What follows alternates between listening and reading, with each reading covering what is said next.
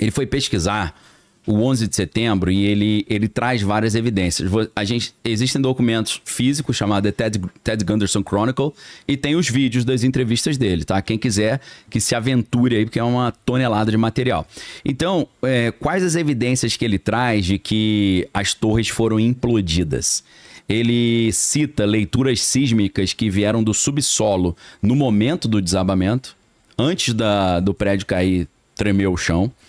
O aço derretido nos porões, que foi, segundo ele, impossível de ser causado pela combustão do avião. Você não consegue, com a combustão do avião, uma temperatura tão alta para você ter aço derretido no porão. Recentemente houve reportagens sobre especialistas, né, que mexem com demolição e aço. O cara falando, cara, para retorcer essas vigas de aço aqui dessa forma, tem que ser uma temperatura que combustível de avião não aguenta, né? E como eu falei a vocês, os incêndios subterrâneos que duraram mais de 100 dias. Subterrâneo, pô, a parada foi lá em cima. Como é que o subsolo do prédio fica tanto tempo assim? Agora, a estranheza começa com o estudo do atentado de 1993, que foi o primeiro atentado, tá? Essa história, ela é uma história surreal, né? Por que ela é uma história surreal? Porque eu fico até meio irritado. Deixa eu me acalmar aqui, deixa eu tomar água, que a gente fica meio aborrecido aqui, peraí. Fica aborrecido com a preguiça das pessoas. Emad Salem é o cara que você precisa estudar a biografia dele para você entender o primeiro atentado nas Torres Gêmeas, tá? Ele nasceu em 1950. O cara, ele era oficial do exército egípcio. Quando ele se aposentou, ele foi morar nos Estados Unidos e ele trabalhava como segurança de hotéis, tá? E aí, esse cara, ele acabou conhecendo uma agente do FBI que foi até o hotel onde ele trabalhava perguntar sobre um espião russo que estava hospedado lá. E ele acabou falando, olha, eu sou ex-oficial do exército egípcio e tal. E aí ele falou para ela, olha, tem um perigo muito maior, que é o perigo dos extremistas islâmicos que estão programando fazer coisas aqui nos Estados Unidos. Vocês estão preocupados com os russos, mas era melhor vocês estarem mais preocupados com o pessoal islâmico, né? E aí, o que acontece? Ele chegou a lutar na guerra do Yom Kippur, naquela guerra do feriado Yom Kippur, 1973. Ele conseguiu manter 17 soldados israelenses prisioneiros, mas ele tratou bem os caras, devolveu os caras com vida, tudo certo. Parecia ser um cara ético, né? Sim. Que foi morar nos Estados Unidos e passou a comprar a ideia de que os Estados Unidos eram um bom país e tal. Então, o que ele fez? Quando ele conheceu essa agente do FBI, essa agente do FBI descobriu, pô, o cara é egípcio, o cara fala árabe, o cara é veterano do exército egípcio. Esse cara pode ser nosso infiltrado nesses grupos extremistas. Então ele foi recrutado pelo FBI para ser esse infiltrado, né? Em 1991, lembrando que o atentado foi em 93, ele faz amizade com esses terroristas, já infiltrado, né? E ele já tinha conhecido eles algum tempo atrás. E esse cara, o que ele fez? E aí a genialidade desse cara. Todas as conversas que ele teve com os terroristas, ele gravou. E todas as conversas que ele teve com o FBI, ele também gravou. Porque geralmente, como é que esses caras fazem? Ah, você pode ser nosso informante? Ah, beleza. Ah, os terroristas vão fazer o quê? Ah, eles querem explodir uma bomba nas Torres Gêmeas. Esse cara sabe informação demais. O que eles fazem? Eles botam, depois que a coisa acontece, eles botam tudo na conta do informante também. Bota ele como terrorista, queima o cara e deixa o cara prisão perpétua. Entendeu? Só que esse cara só não foi pro buraco porque ele gravou tudo. Tudo que ele conversou com os terroristas e o que ele conversou com o FBI, isso tudo sai numa matéria do New York Times que eu vou já falar a data para vocês. É fácil de buscar, tá tudo documentado. Se você botar New York Times a data, você vai ver essa matéria. Então, o que aconteceu? Depois do atentado, ele alegou que ele teve uma conversa com o pessoal do FBI e ele falou, olha, os caras vão explodir uma bomba no subsolo. Esse que é o plano. Aí ele falou... Então já sabia? Claro que sabia, pô. Essa que é a história. Pô. Por isso que eu tô... Pra gente começar a pensar em 11 de setembro, você tem que pensar em 1993. Porque 11 de setembro foi a segunda. O relato dele. E ele gravou as conversas. Olha, depois que aconteceu, eu tentei avisar os caras e eu falei pra eles vão explodir uma bomba. E aí o FBI falou, tá bom, como é que a gente vai fazer? Ele falou, olha, vamos trocar a pólvora por outra coisa pra bomba não explodir. Os caras mandaram ele deixar quieto. Deixa rolar. Aí ele falou, mas como assim deixar rolar? Ele avisou todo mundo. Os caras falaram, não deixa assim dessa mesma forma. Inclusive o Ted Gunderson diz que quem forneceu a bomba foi o FBI. Caramba. Lembrando, pessoal, Ted Gunderson falou isso, tá? Eu tava jogando bolinha de gude nessa época. É opinião, tá? Só porque a gente tem uma dificuldade de fazer a diferença entre quem narrou e quem tá sendo narrado. A opinião citada, a opinião falada, né? Então, o que que acontece? Ele acusou esses caras, porque ele falou, vamos entregar uma bomba com pólvora falsa, pra gente enganar os caras, né? Fazendo eles acreditarem que é um explosivo genuíno, mas não era. E aí, obviamente, quando ele fez essa acusação, todo mundo disse que era mentira e tal, mas aí o cara vem com as gravações. E as gravações fizeram com que ele não fosse pro buraco, mas também abafaram a investigação, não deu nada pra ninguém, tá certo? Então, esse caso já mostra que o negócio é estranho. Já é uma história de estranheza. E pra ninguém ficar à deriva, o nome do cara é Emad, E-M-A-D, Salem, tá? Emad Salem. Esse cara, você tem página do Wikipedia, tem biografia dele, tem vídeo, tem livro, tem tudo sobre a história desse cara.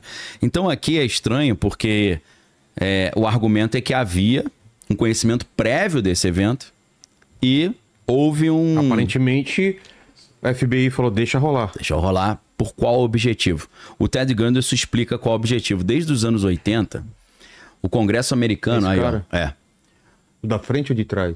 o de trás é um outro cara que é um malucão que é cego. Ah, tá. Que é um outro... o de trás é barra pesada mesmo. Esse cara, o Ted Gunderson, ele diz, desde os anos 80 eles estavam tentando aprovar nos Estados Unidos uma lei antiterrorismo. Uma lei antiterrorismo para quê? O objetivo, segundo Ted Gunderson, e tudo que eu tô falando aqui é segundo Ted Gunderson, era endurecer o regime nos Estados Unidos, acabar com essa ideia de Land of the Free, Home of the Brave, né? Terra dos livres e lá dos corajosos, e aumentar o controle estatal em cima da sociedade. Vigilância, né? Controle. Só que aí, o que que acontece? O atentado do dia 6 de 1993 não matou 6 pessoas e feriu 1000. E não afetou a estrutura do... Não gerou uma comoção nacional suficiente para haver aprovação dessa lei antiterrorista. Aí o que que acontece, né? Segundo o Ted Gunderson, uma advogada até que era do Departamento de Justiça americana, ela chegou a falar, para aprovar isso aí vai ter que morrer mais gente. Existem esses relatos aí. Então, o Ted Gunderson, ele acabou se envolvendo com um cara chamado Michael Riconosciuto. Esse Michael Riconosciuto é uma figura fundamental para a gente estudar o 11 de setembro. Assim como o Emad Salem é fundamental para você estudar o outro. Esse cara, Michael James Riconosciuto, ele era, deixa eu contar rapidinho a história dele, um jovem, assim, gênio, um molequinho de 12 anos que fazia projetos assim de engenharia mirabolantes, né? Ele, aos 12 anos, o apelido dele era, né, o jornal lá local, lá o Tacoma News Tribune, chamava ele de o Leonardo da Vinci moderno, por causa das invenções do moleque. O moleque, com 12 anos, ele criou uma rede telefônica dos amigos. A galera se comunicava numa linha exclusiva deles. O cara criou experimento de microfone subaquático, microfone que funcionava embaixo d'água. Ele dava aula de rádio para as pessoas, como criar um rádio, né? Não só criar o aparelho o rádio, mas montar uma rádio. Isso tudo com 12 anos. Então o moleque é um gênio, né? Ele criou uma casa subaquática com televisão e tal. E o que acontece? Esse cara, ele foi trabalhando como engenheiro e tal. E em 1991 aconteceu uma situação. Uma empresa chamada Inslaw, ela criou um programa, um software chamado Promise. Só que ele, que desenvolveu esse software, ele botou nesse software uma backdoor. Tipo, esse aplicativo, esse programa, ele era muito usado para plataforma jurídica, de pesquisa de processo. E aí o que acontece? Ele fez uma backdoor e o Departamento de Estado, Departamento de Justiça americano, o que eles fizeram? Eles pegaram esse aplicativo e saíram vendendo para vários países para poder espionar os países. Porque o aplicativo tinha uma porta de entrada para tu espionar. E aí a empresa, ela processou o governo americano falando, poxa, vocês pegaram meu aplicativo, saíram passando para todo mundo e eu não ganhei nada com isso. Como é que é isso? Aí, nesse processo, esse Michael Recone-Schutt foi chamado para dar um depoimento a favor da empresa. Ele foi dar o depoimento... Na véspera do depoimento a favor da empresa, um cara que se apresentou como alguém do Departamento de Justiça, né, que é o Ministério da Justiça dos Estados Unidos, ligou para ele e falou, ó, se tu der esse depoimento e botar isso na boca do povo e falar que a gente tem um aplicativo que a gente passou para todos os nossos amigos, que a gente está espionando eles, vai ficar ruim pro teu lado. Aí ele chegou e falou, sai fora, não tem nada a ver com isso não. O que aconteceu? O cara deu o depoimento, falando que realmente tinha acontecido isso. Logo nos dias seguintes, ele foi preso, pegou 20 anos por tráfico de droga. Pô. Os caras falaram, mas como assim tráfico de droga? Ele tinha uma empresa química que ele fazia... Era uma empresa de exploração mineral. Né? Ele produzia materiais para derreter rocha para achar pedra preciosa e tal. Aí os caras meteram fizeram uns flagrantes falsos lá, botaram um monte de droga na empresa dele, entendeu? E aí o cara ficou enrolado. Então, esse cara, só pra galera ter uma ideia da curiosidade da cronologia, essa acusação de tráfico de droga aconteceu 8 dias depois que ele deu o depoimento. 8 dias. Uma semana, tá? Acho que tudo coincidência, né? Tudo uma sequência de coincidências. Cara, deve ter sido coincidência, né? Não é possível. Aí o que acontece? 1 ano e meio antes do 11 de setembro, Michael Recone-Schutt, eu tô dando o nome dele, é difícil de... R-I-C-O-N-O-S-Schutt, Recone-Schutt, tá? Michael Recone-Schutt. 1 ano e meio antes, o Ted Gunderson foi contratado para defender esse cara do negócio de tráfico de droga. E esse cara chegou pro Ted Gunderson e falou, olha, estão planejando um skyjacking. O que é skyjacking? Em vez de ser hijack, que é sequestro, skyjack é você sequestrar um avião. E ele falou 1 ano e meio antes. Tem uma galera árabe que tá querendo sequestrar um avião. E qual era o plano dele? Se eu ajudar a salvar os Estados Unidos de um atentado terrorista, eles vão aliviar minha pena e vão me liberar. Pois é. Entendeu? Porque ficou sabendo da parada. Então, não conseguiram, né? Ele falou, ninguém quis ouvir o que ele estava falando. Em janeiro de 2003, já tinha acontecido, 11 de setembro, o Ted Gunderson finalmente conseguiu visitar o cara, porque ninguém permitia ele visitar o cara. E ele falou que ele explicou tudo. Antes do 11 de setembro, ele teve informação de contatos que ele tinha lá no mundo árabe, tá? Sobre esses planos aí de um skyjacking, né?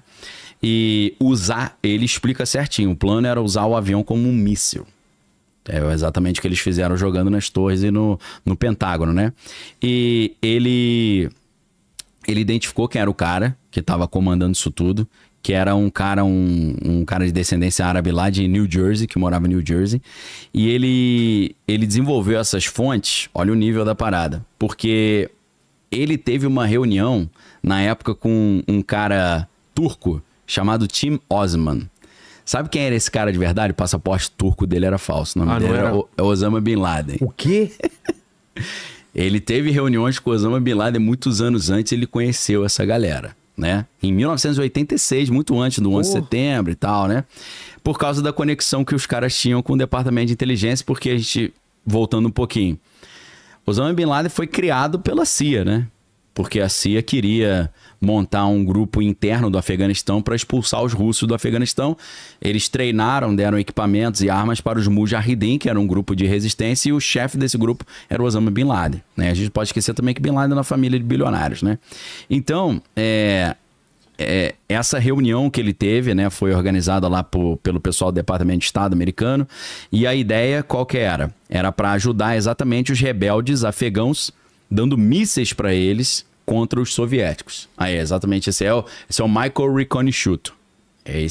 Esse cara é ponto de entrada para você estudar 11 de setembro. Tá. Se você não sabe o que é esse cara, você tá sendo enrolado. Beleza? Pode ser tudo mentira? Pode. Mas Ted Gunderson documentou muito bem isso. Esse cara explica tudo, tá? Então, o que acontece? dia 20 de março de 2001, antes do 11 de setembro, a gente tá falando mês 3 pro mês 9, o Ray Schutter, ele alertou o FBI, né, sobre esse plano dos sequestros dos aviões, né, usando os aviões como mísseis e tal, e ele citou a fonte que passou essa informação para ele, né. O FBI entrevistou a fonte, que é o árabe que ele disse que era o cara que passou a informação, e sabe o que o FBI fez com esse cara? Deportou o cara e a família. O cara morava nos Estados Unidos. O cara chegou para esse Michael Reconish e falou: os malucos estão preparando jogar os aviões nos prédios e usar. Ele não sabia onde é que eles iam jogar. Ele falou: o plano é usar o avião como míssil em cima de alguma ponto turístico americano.